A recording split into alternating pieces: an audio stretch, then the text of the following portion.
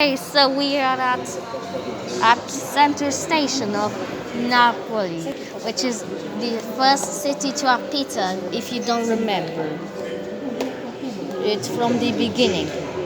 And this station reminds me of Moorgate Station in London in real life, because look on the tiles of the station.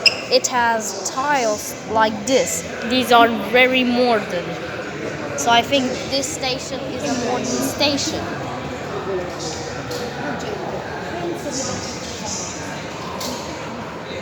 And the train could be approaching now. They will come this way because the other way means the other way means that timer. So that means it's the opposite way the train what is going to. But there are no on. There are no screens. So we have to wait for our next train. So let's wait for the next train. But if you don't want to get this video boring, I will skip it for you.